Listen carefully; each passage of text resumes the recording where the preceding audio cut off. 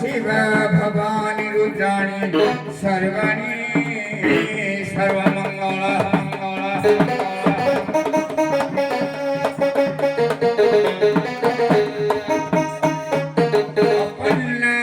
पार्वती दुर्गा रुद्राणी चंडिका अंबिका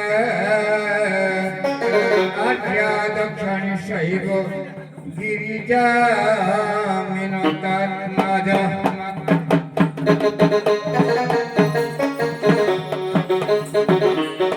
हे भजो रे या मन हे भजो रे या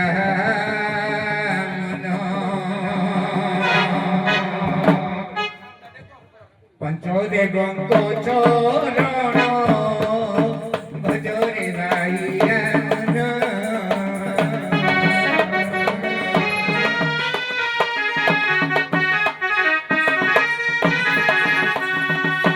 हमरे लोमो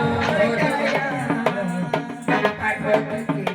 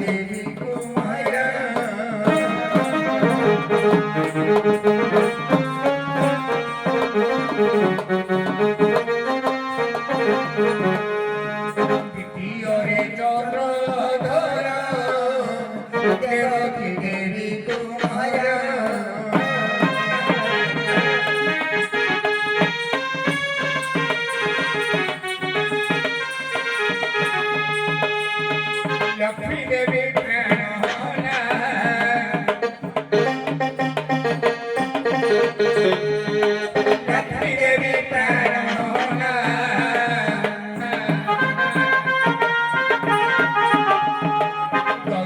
Sodaro bahana bajare baiya mana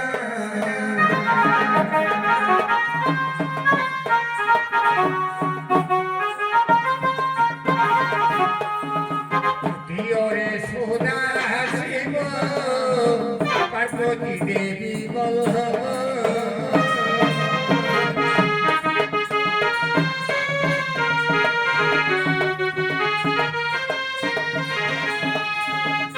Diore Soda Shiva Parvati Devi Balhava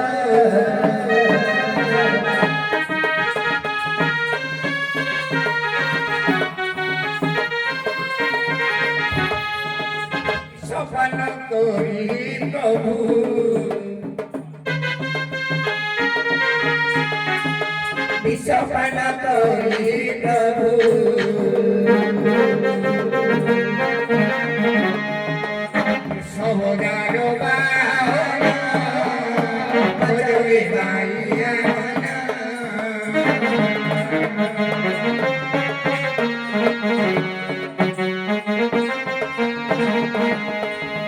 Chaturthare Sakombari Giridharo Dulhari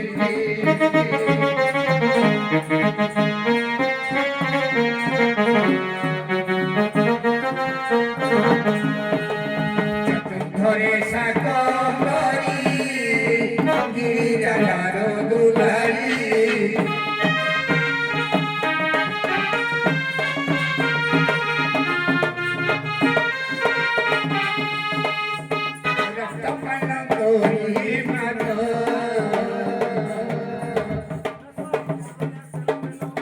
Rotapana Kori Nato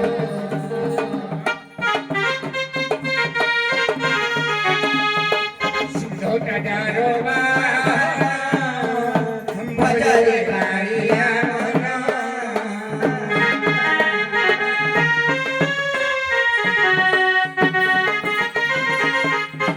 Apanchamore he bhaskara Kashyapa Kumara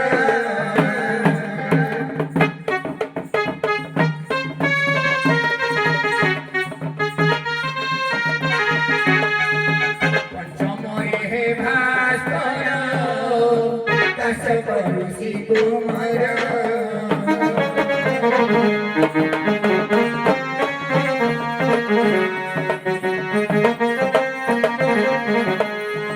Chaya Maya Putri Daro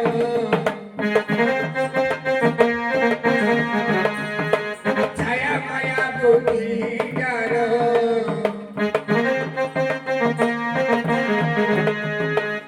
Sodaro bahana bajare baiya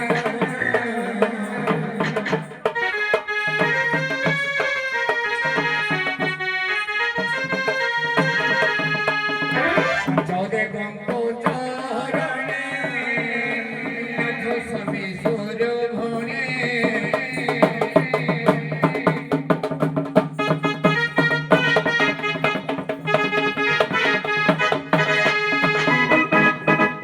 Charane Natho Swami Surabhone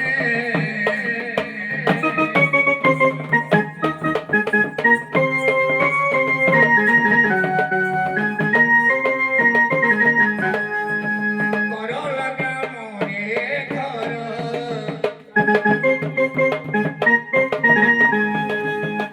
Korola Gamore Koro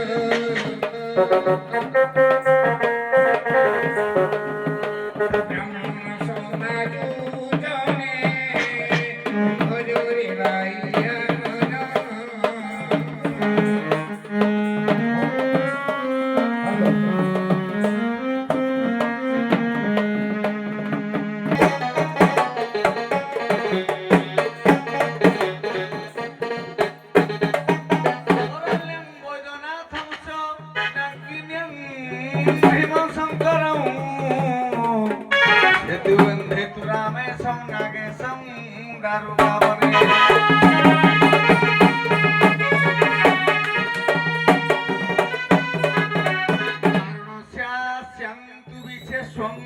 त्रयंबक्यं Gautami तटे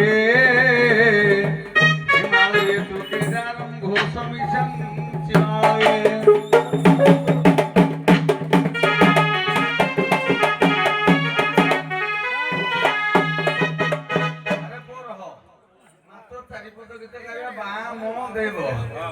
ये गुरजान grammar जने पीढ़ी पुराना पीढ़ी लिखी जाई हाँ गायबा चारिपद टिके शुणिबे आगो अर्थ बुझिया को लागिबो 20 वर्ष टिके बदैलु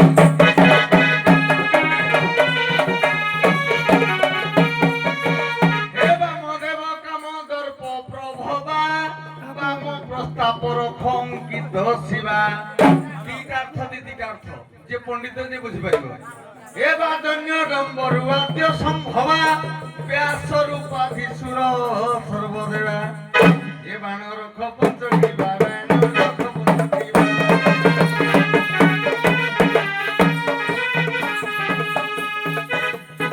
पार्वती नीलेन्द्र भगत कमित हे ब्रुकुलर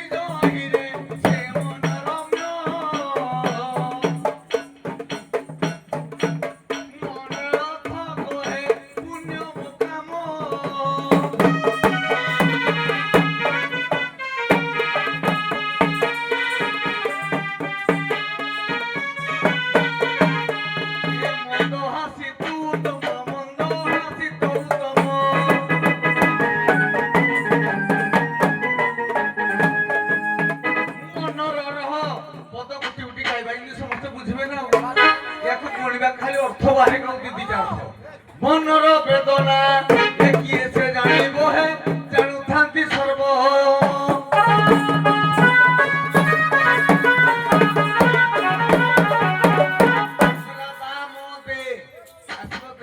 तेर शब्द केते आसुची दे दे दे दे ई को आथा दे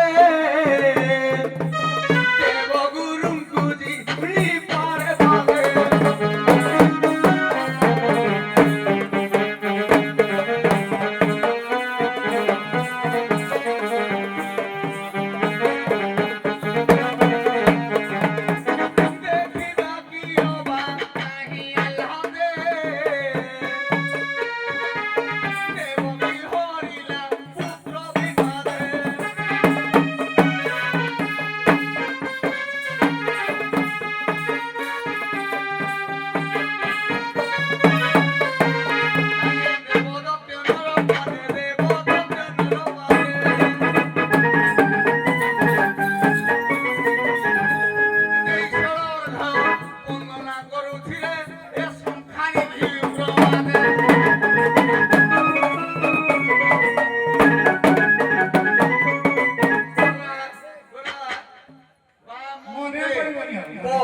বন্দনা মনে পড়িবনি কেতে ভরিয়া মুগি এ বন্দনা বিভুকে করি পারিব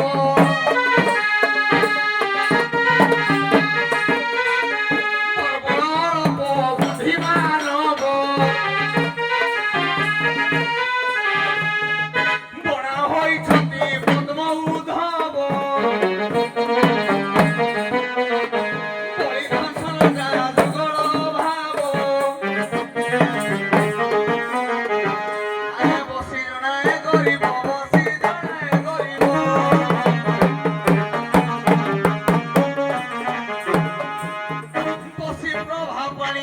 गुरु जंगवासी है नीति गुरु थाए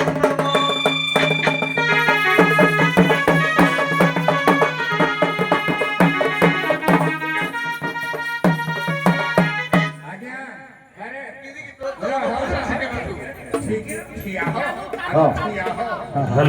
एका नंबर तो 14 पुरुषांनी सकिने तुवे गीत सोनो मु गाइबी माने तो सच मुख से गाड़ी आज्ञा आज्ञा देखो दुर्गा दे ରୁହନ୍ତୁ ଭାଇନା ତୁ ଦୁର୍ଗା ଦେବୀ ଦୁର୍ଗା ଦେବୀ ମାତା ତୋର ପଦୁ ଜୀବନ ଛିରେ ପୁରୀ ତ ଖେଦ ତୋର ପ୍ରସାଦ ଓହୋ ଶୁଣ ଦୁର୍ଗା ଦେବୀ ମାତା ତୋର ପଦୁ ଦୁଃଖ ଜଣାଇଲି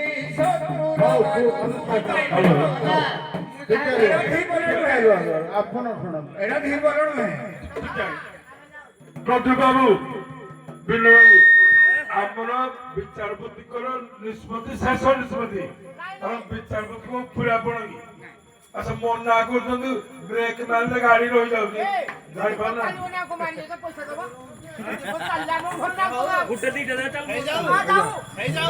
ହଉ ଆପଣ ମାନେ ପୁରୁଣା କପିଙ୍କର ଗାଉଛନ୍ତି ହେଲା ପ୍ରଶ୍ନ ମୁଁ ପ୍ରଶ୍ନ ଏ ଟିକେ ରୁହ ଭାଇ ମାନେ ଅନ୍ତିମ ପର୍ଯ୍ୟାୟ ଆପଣଙ୍କର ଶବ୍ଦଟା ହଉଛି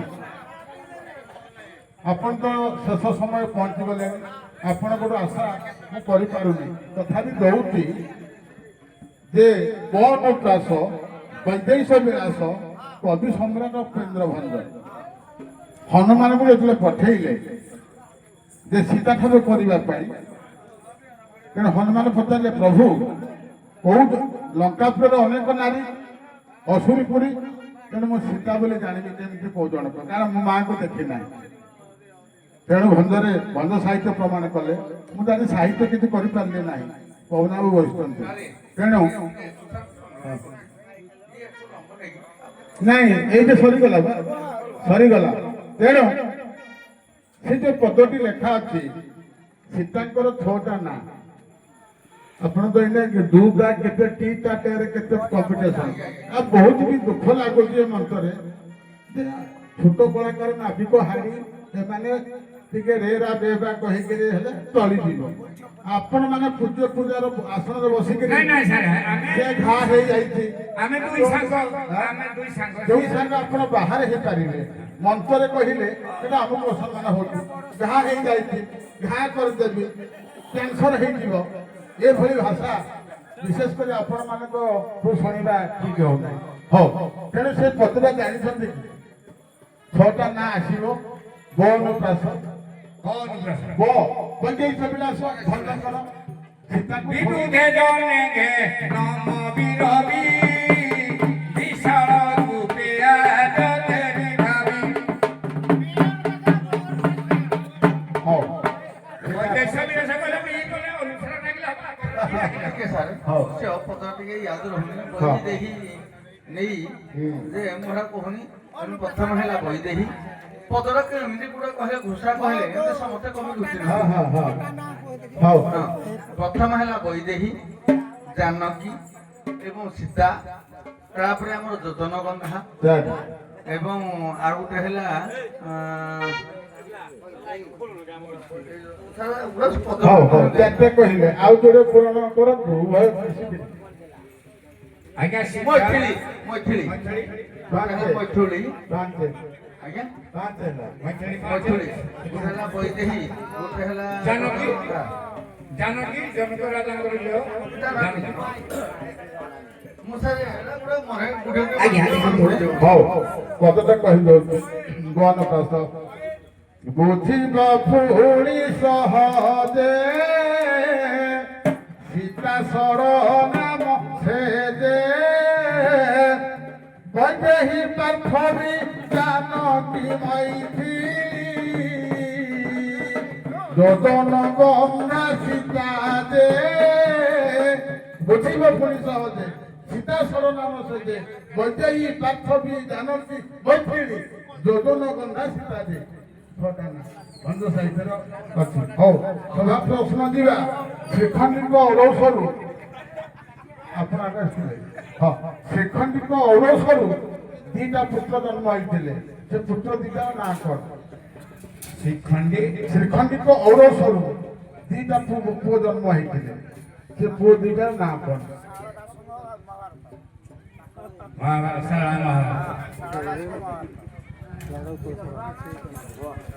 শিক্ষিত তাম্রান্ত ହଉ ସେଇ କଥା ରେ ସିନେମାଟି ଠାରୁ ହଁ। ଉତ୍ପନ୍ନ ଆଜ୍ଞା ମୁଁ କାହିଁକି ମିଛ କହିବି ଆପଣ ମୁଁ ମନା କରିଦେଉଛି ଅବଶ୍ୟ କିନ୍ତୁ ଆମର ଯେତେବେଳେ ଶିକ୍ଷିତ ଜଣେ ଜନ୍ମ ହେଲା ଅଗ୍ନିକୁଣ୍ଡରେ ସେଇଠୁ ହେଉଛି ଧୃଷ୍ଟ ଆଉ ଦୁମ୍ନ ଦୁଇଟା ପୁଅ ଜନ୍ମ। ଆଚ୍ଛା ରାମଙ୍କର ଧନୁର ନାଁ ହେଲା କୋଦଣ୍ଡ ସେଇଭଳି ଭରତ ଏବଂ ଲକ୍ଷ୍ମଣଙ୍କର ଧନୁର ନାଁ କଣ ଥିଲା? ଲକ୍ଷ୍ମଣଙ୍କର ଧନୁ ନାଁ ଥିଲା ବୀରବର ଏବଂ ଭରତଙ୍କ ନାଁଟା ମନେ ପଡିବ ଲକ୍ଷ୍ମଣ ନାଁଟା ପୁରା ସ୍ପଷ୍ଟ ଅଛି ବୀରବର। ଆଜ୍ଞା ବୀରବର ବାଟୁଳି ଭରତଙ୍କର ହେଲା ବାଟୁଳି। ଧନୁର ନାଁ ବାଟୋଳି। ହଉ ହଉ ଏଇଠି ଆଉ ବେଶୀ ସମୟ ନେବାନି ଆପଣମାନେ ବି ଆଜି ବି କୁଆଡ଼େ ଯାଇପାରନ୍ତି ଆମର ବି କାର୍ଯ୍ୟକ୍ରମ ଅଛି। ନାଇଁ ସାର୍ ଟିକେ କହିଦିଅନ୍ତୁ ଟିକେ ଉତ୍ତର କାରଣ କୋଉଠି ଭୁଲ ଭାଲ ଥିବ ଆମର କହିବା ଭିତରେ। ଶତ୍ରୁଘ୍ନଙ୍କର ହେଲା ବିଜୟ ଲକ୍ଷ୍ମଣଙ୍କର ହେଲା ଗାନ୍ଧାରୀ ସେ ବାଣ ଏବଂ ଶିଖଣ୍ଡୀଙ୍କର ଯୋଉ ଦିଟା ପୁତ୍ର ସେ ହେଲେ ଅନଙ୍ଗ ମକର ଧ୍ୱଜ ଶାରଳା ମହାଭାରତ ହେଲା। ଆଉ ଦ୍ୱିତୀୟ କଥା ହେଲା ହଉ ଠିକ ଅଛି ବର୍ତ୍ତମାନ ମୁଁ ଟିକେ ତ୍ରୁଟି ବିଚ୍ୟୁତି ଉପରେ କହିକି ସଭା ସ୍ଥାନ କରିବି କମିଟିର ସମସ୍ତ ଭାଇ କର୍ମକର୍ତ୍ତା ଟିକେ ମଞ୍ଚକୁ ଆସିବେ ଯେ ଆପଣଙ୍କ ରକ୍ତ ନଦୀ ସନ୍ତରଣ ବେଳେ ଦୁର୍ଯ୍ୟୋଧନ ଯେତେବେଳେ ଗଲା ସବୁ ଗୁଡାକ ପଳେଇ ଆସୁଛି କାହାକୁ ଆଶ୍ରୟ କରିକିରି ରକ୍ତ ନଦୀ ପାର ହେବ। ଲକ୍ଷ୍ମଣ ଯାହା ଉପରେ ବସିଲା ବା ହାତ ମାରିଲା ସେ ବୁଡିଗଲା। ଯେମିତି ଗୋଟେ ପରେ ଗୋଟେ ସବୁ ଗୁଡାକ ଅଟକିଲେନି ସବୁ ବୁଡିଗଲେ ଏବଂ ପରିଶେଷରେ ନିଜର ପୁଅ ଲକ୍ଷ୍ମଣ କୁମାର ଶବଟା ଯେତେବେଳେ ଆସିଲା ତା ଉପରେ ବସିଲା ଦୁର୍ଯ୍ୟୋଧନ ଚିନ୍ତା କଲା ଆରେ ଏତେ ସବୁ ଭାସିଗଲା ପରେ ବୁଡିଯାଏ କିଏ ଯେତେବେଳେ କର ନଉଟେଇ ଦେଲା ଦେଖିଲା ନିଜ ପୁଅ କିଏ ଲକ୍ଷ୍ମଣ କୁମାର। ତେଣୁ ସାମାନ୍ୟ ଯୋଉ ତ୍ରୁଟି ଟିକେ ହେଲା ଲାଇନ କଟିବାରୁ ଲାଇନ କାହିଁକି ଆସିଲାନି କଣ ପାଇଁ ଆସିଲାନି ଏମିତି ବିରକ୍ତ ଭାବନାରେ ଆସୁ ଚାପର ଜଣେ ମାରିଦେଲା କିନ୍ତୁ ଯେତେବେଳେ ସେ ଉଠି ପଡିଲା ସେ ହଉଛି ସରପା ମାଲିକ ସୁଦାମ ବାବୁ। ଏ ଉଦାହରଣ ଦେବାର କାରଣ ଦୁର୍ଯ୍ୟୋଧନ ଯେମିତି ଚିନ୍ତା କଲା କିଏ ଭାସିଲା ସବୁ ବୁଡିଗଲା ପରେ ଇଏ କାହିଁ ଥିଲା ଦେଖିଲା ମକର ଧରି ମାନେ ଲକ୍ଷ୍ମଣ କୁମାର। ସେମିତି ତ୍ରୁଟି ବିତ୍ରୁଟି ରହିବ କରେଣ୍ଟ ଯୋଗୁଁ ଆମର ବି ସମୟ ଟିକେ 1 ଘଣ୍ଟା ବିଳମ୍ବ ହେଇଗଲା। ଆଉ ତା ଭିତରେ ଏଇ ଯୋଉ ଆବିଠି ପୂର୍ବ ପରମ ଆସିଥିଲି ଏବର୍ଷ ବି ଆସିଲି ଯାହା ଆଲୋଚନା ହେଲା ସମାଲୋଚନା ହେଲା ମୁଁ ତ ମାର୍କ ଡିକ୍ଲେୟାର କରିବି ଘୋଷଣା କରିବି ଏବଂ ଏଥିରେ ଦେଖିବେ ଆପଣଙ୍କର ଯୋଉ ପାର୍ଟରେ ଉତ୍ତର ଆସିଛି ସେଇ ପାର୍ଟ ଉପରେ ସେମାନେ ନିଶ୍ଚିତ ଭାବରେ ନମ୍ବର ପାଇଛନ୍ତି। ବାକି ସ୍ୱାମ ଗୁଡାକରେ ନାଚ ଗୀତ ଏବଂ ଭାବ ରସ ଏସବୁ ପ୍ରାୟ ସମାନ ଅଛି ସେଥିରେ କିଛି ବିଚ୍ୟୁତି ନାହିଁ। ତେଣୁ ମୁଁ ତୀର୍ଥ ଭାଇକି କହିବି ସେ ସଭା ତ ସାଙ୍ଗ କରିବେ ମତେ ଟିକେ 2 ମିନିଟ୍ ଦେବେ ଆପଣ ଟିକେ କୁହନ୍ତୁ ମୁଁ ଫାଇନାଲ ନାଚିଟା କରିକି ଘୋଷଣା କରିବା। ଆପଣଙ୍କର ସେମାନଙ୍କୁ ଡାକିଲେ କଳା ପରିବେଷଣ କଲେ କେମିତି କଣ ଲାଗିଲା ନିଜ ଅନୁଭୂତି କୁହନ୍ତୁ ତାଙ୍କୁ ବି କୁହନ୍ତୁ ତାଙ୍କୁ କେମିତି କଣ ଲାଗିଲା ପଦେ କହିବେ। ଆଜ୍ଞା ମୋର ପଦ ଅଛି ଏଇଟା ହଉଛି ଆମେ ସର୍ପା ସେ ହେଲା ଦୂର ଆଡିଆ କିନ୍ତୁ ମାଲିକ ତୁମ ପରାସ୍ତ କର କିନ୍ତୁ କଳାକାର କର ମାଲିକ କଣ ମୁଁ ମାଲିକ ନୁହଁ କଥାଟା ବୁଝିବ କଥାଟା ବୁଝିବ ତମ ମାଲିକ ହେଲେ କଣ ହେଲା ତମ ମାଲିକ ହେଲେ କଣ ହ୍ୟାଲୋ ଏ କଥା ଶୁଣ କାଲି ମୁଁ ଶୁଣିଲି ଟିକେ ପରେ ମତେ କ୍ଷୁବ୍ଧ ଲାଗିଲା ଯେ ଜଣେ ମୋର ବଡ ଭାଇ ସାନ ଭାଇ ହବ ସୁଦାମ କିନ୍ତୁ ତାକୁ ଗୋଟେ ଗାଲ ଚାପଡ଼ ମାରିଦେଲେ ମତେ ଭାରି ଦୁଃଖିତ ଲାଗିଲା। ମୁଁ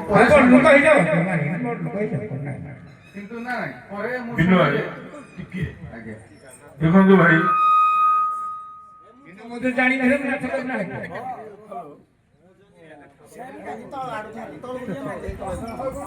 ହ୍ୟାଲୋ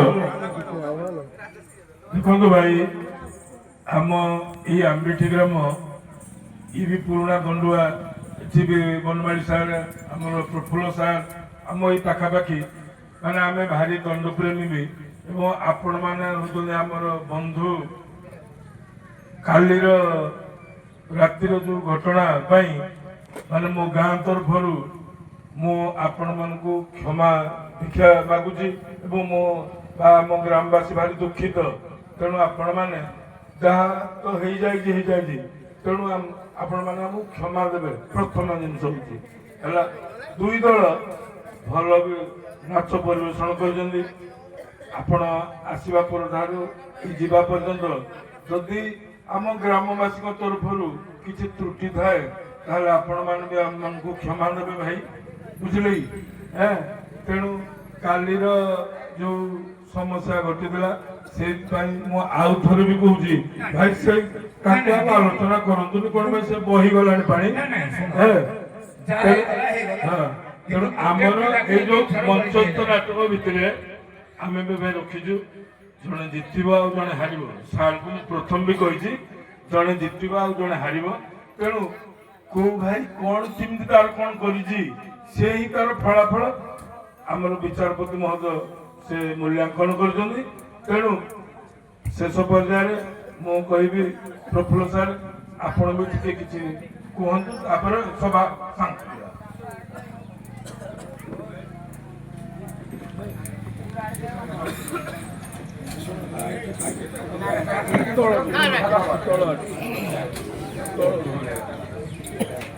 ଯାହା ହଉ ଆମ୍ବିଠି ଗ୍ରାମ ଆଜି ଯୋଉ ଦୁଇ ଦଳ ନାଚୁଛନ୍ତି ଏଠେ ଏମାନେ ଜନ୍ମ ହେଇନଥିଲେ, କେତେ ଦଣ୍ଡୁଆ ଜନ୍ମ ହେଇନଥିଲେ ଏଇ ଆମ୍ବିଠି ଅଛି। ଏ ଆମ୍ବିଠିରୁ ଚାରି ଚାରି ଦଳ ଯାଇକିରି ଦଣ୍ଡ କଲେଣି। ଚାରି ପାଖ ଶାଖା ମେଲି ଦେଇଛି ଆମ୍ବିଠି ଦଣ୍ଡ। ଏଇ ମା ଏ ବାପା ଏଠି ମହାନ ମହାନ ଗୁରୁ ଏ ଗ୍ରାମରେ ସବୁ କଳାକାର ଅଛନ୍ତି, ବିଦ୍ୱାନ ପଣ୍ଡିତ ଅଛନ୍ତି। ଯାହା ହଉ ଦକ୍ଷ ଦକ୍ଷ କଳାକାର ଦୁଇ ଦଳ କାଲି ମଞ୍ଚକୁ ଆମନ୍ତ୍ରଣ କରାଯାଇଥିଲା। ଏଥି ଭିତରେ ହାରିବା ଜିତିବା ତ କଳାକାରର ଧର୍ମ ଅଛି। ବିଶେଷ କରି ଜଣେ ବିଶିଷ୍ଟ ମୁଁ ମାନେ ଅନୁଗୁଳର ଜଣେ, ଢେଙ୍କାନାଳର ଜଣେ ଜଜ୍, ଜଣେ କଳାକାର, ଜଣେ ଇଞ୍ଜିନିୟର ଏବଂ ଜଣେ ଦଣ୍ଡପାଟିର ମାଲିକ ଥିଲେ। ଏବେ ପାଟି ଭାଙ୍ଗି ଯାଇଛି ଅସରଡ଼ା। ଏବେ ବର୍ତ୍ତମାନରେ ଜଣେ ବିଚାରପତି ହିସାବରେ ଶ୍ରେଷ୍ଠ ସ୍ଥାନ ଅଧିକାର କରିଛନ୍ତି। ଆମ ଆମ୍ବିଠି ଗ୍ରାମକୁ ଆସି ଆମକୁ ମଧ୍ୟ ଗର୍ବ ଲାଗୁଛି। ତେଣୁ ଯାହା ହେଇଯାଇଛି କାଲିର ଘଟଣା ଦୁର୍ଘଟଣା ତାକୁ ଛାଡ଼ିଦେବା। ହାର ଯଦି ମୁଁ ଗୋଟିଏ ଛୁଟିଆ କଳାକାର ତ୍ରୁଦୀୟ ବାବୁ ଦୀନ ବାବୁ, ମୁଁ ମଧ୍ୟ କୋଉଠି ହାରିଗଲେ, ହାରିବା ଜିତିବା କଳାକାର ଧର୍ମ।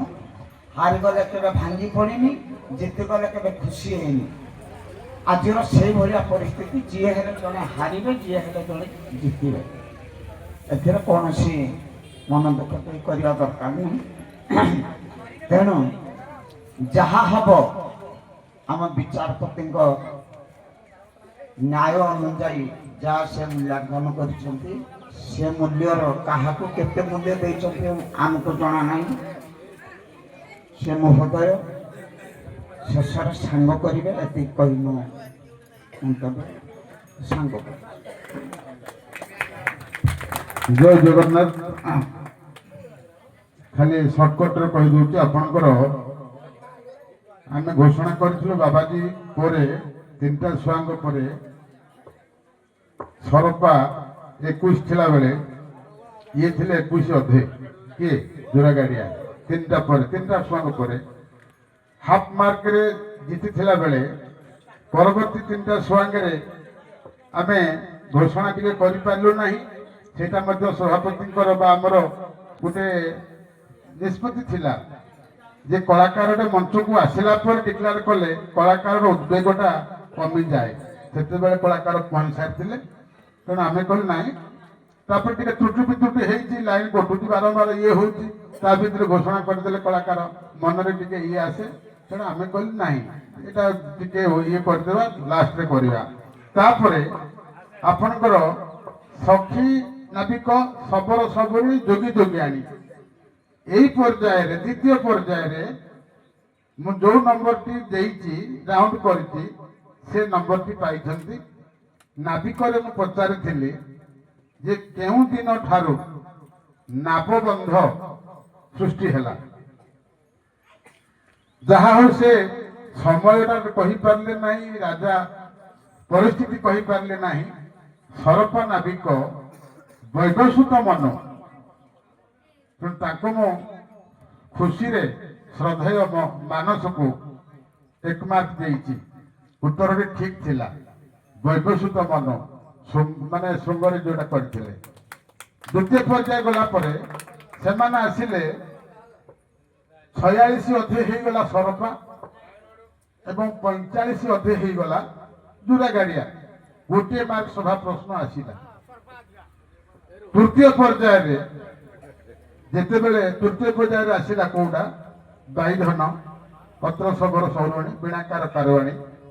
ବାଇଧନରେ ଦେଖନ୍ତୁ ଯୋଉ ବିଷୟଟି ଦିଆଯାଇଥିଲା ଜୁରାଗାଡିଆ ବାଇଧନ ବନ୍ଧୁ, ସେ ବିଷୟଟିକୁ ଆଂଶିକ ଭାବରେ ଆରମ୍ଭ କରିଥିଲେ। ମଝିରେ ଟିକେ ଭୁଲଭାଲ ବି ହେଇଗଲା ଏବଂ ସଭା ପ୍ରଶ୍ନରେ ସେ ମଧ୍ୟ ଟିକେ କହିଥିଲେ। କଣ କହିଥିଲେ ନା ମର୍ଯ୍ୟାଦା ପୁରୁଷ, ସେ ସବୁ ମର୍ଯ୍ୟାଦା ଦେଇଛନ୍ତି ବୋଲି ମର୍ଯ୍ୟାଦା ପୁରୁଷ ରାମଚନ୍ଦ୍ର। ତେଣୁ ପାଶବିକ ଅତ୍ୟାଚାର ଯିଏ କରେ ସେ ହଉଛି ପଶୁ। ତେଣୁ ବାଳି ନିଜର ଭାଇ ବୋହୂକୁ ବଳାତ୍କାର କଲା, ତେଣୁ ସେ ହେଲା ପଶୁ ସହିତ ସମାନ। ରାମଚରିତ ମାନସରେ ଭଲ ଭାବରେ ଲେଖା ଅଛି। ତେଣୁ ପଶୁକୁ କେବେ ସାମ୍ନା ପଟରୁ ମରାଯାଏ ନାହିଁ, ପଶୁକୁ ପଶୁ ଭାବରେ ମରାଯାଏ। ତେଣୁ ପ୍ରଭୁ କହିଲେ ମୁଁ ଏ ସମାଜକୁ ଦିଗ୍ଦର୍ଶନ ଦେବି, ଯଦି ଏଇଭଳିଆ ପଶୁଟା ଆଗରେ ମୁଁ ଛିଡା ହେବି ମୋ ମର୍ଯ୍ୟାଦାରେ ଆଞ୍ଚ ଆସିବ। ତେଣୁ ମୋ ମର୍ଯ୍ୟାଦା ହାନି ହେବ। ଯେ ଗୋଟେ ପଶୁ ସହିତ ସ୍ୱୟଂ ବ୍ରହ୍ମ ସାମ୍ନାରେ ଯୁଦ୍ଧ କଲେ ନା, ଯାହାର ଯେମିତି ସ୍ୱଭାବ, ଯାହାର ଯେଉଁ ଭାବ ଦେଖି ନାବମ ଦିଅଇ ସଳଖି। ତେଣୁ ବାଳିକି ଲୁଚିକିରି ମାରିଲେ ଇଏ ହେଲା ତାତ୍ତ୍ୱିକ ଅର୍ଥ ଯେ ପଶୁଟାକୁ ଲୁଚିକିରି ସବୁବେଳେ ମରାଯାଏ। ଆପଣ ବାଘକୁ ଲୁଚିକିରି ମାରିବେ, ବାରହାକୁ ଲୁଚିକିରି ମାରିବେ। ତେଣୁ ପଶୁ ପାଶବିକ ଅତ୍ୟାଚାର ପଶୁ ବୋଲି ମାରିଲେ। ତେଣୁ ସେଟା ବି କହିଲେ ଏବଂ ବିଷୟଟି ଆଂଶିକ ନେଇଥିବାରୁ ତୃତୀୟ ପର୍ଯ୍ୟାୟରେ ତାଙ୍କୁ ଆମେ ଗୋଟିଏ ନମ୍ବର ଦେଇଦେଲୁ। ତାଙ୍କର ହେଇଗଲା 5, ଇଏ ହେଇଗଲା 4। ତାପରେ ଆସିଲା ବାଇଧନ ପତ୍ର ଶବର। ପତ୍ର ଶବରରେ ମଧ୍ୟ ସବୁ ସମାନ ଥିଲା ବେଳେ ମୁଁ ପଚାରିଥିଲି ଯେ ହନୁମାନ କାହାର କନ୍ୟାକୁ ବିବାହ କରିଥିଲେ, ସେ କିଏ? ଜୋରାଗାଡିଆ ପତ୍ର ଶବର ଯଦିଓ ପିତା ନାଁ କହିପାରିଲେ ନାହିଁ, ତେଣୁ କନ୍ୟା ନାଁ କହିଲେ ସୁବର୍ଚଳା। ହନୁମାନ ବାହା ହେଇଥିଲେ ସୂର୍ଯ୍ୟଙ୍କର କନ୍ୟା। ସୂର୍ଯ୍ୟଙ୍କୁ ଗୁରୁ କରିବା ପାଇଁ 9ଟା ବିଦ୍ୟା ଶିଖିବା ପାଇଁ ତାଙ୍କ ପାଖରେ ଥିଲେ। ଶେଷରେ ହନୁମାନ ଉପରେ ପ୍ରୀତ ହୋଇ ସେ ନିଜ କନ୍ୟାକୁ ଅର୍ପଣ କଲେ ସୁବର୍ଚଳା। ତେଣୁ ସେ ସେଠି ମଧ୍ୟ ଗୋଟିଏ ମାର୍କ ପାଇଗଲେ। ବାଇଧନରେ ଗୋଟିଏ ଆସିଗଲା ଆଉ ପତ୍ର ଶବରରେ ଗୋଟିଏ ଆସିଗଲା। ତାପରେ ଆସିଲା ଆପଣଙ୍କର ବୀଣାକାର କାରଣୀରେ ସଭା ପ୍ରଶ୍ନର ସଠିକ ଉତ୍ତର କେହି ଦେଇପାରିଲେ ନାହିଁ। କେବଳ ଏଇ ମାର୍କସିଟରେ 3ଟି ଜାଗାରେ ସଭା ପ୍ରଶ୍ନ ଆସିଥିବାରୁ ଆମେ ତାକୁ ସମ୍ପୂର୍ଣ୍ଣ ମାର୍କରୁ ଅଧା ମାର୍କ ଦେଇଛୁ। ଗୋଟିଏ ହେଲା ନାବିକରେ ଆସିଥିଲା ସରପାର, ପରବର୍ତ୍ତୀ ଅବସ୍ଥାରେ ବାଇଧନରେ କିଛି ଆଂଶିକ ଆସିଲା ଏବଂ ପତ୍ର ଶବରରେ କିଛି ଆସିଲା ଯୋଉଟାକି ସୁବର୍ଚଳା। ତେଣୁ ଏଇ ହିସାବରେ ମୁଁ ଆପଣ କମିଟି ମାନଙ୍କର ମତାମତ ଅଛି ଡିକ୍ଲାର କରିବା ତ? ହଉ।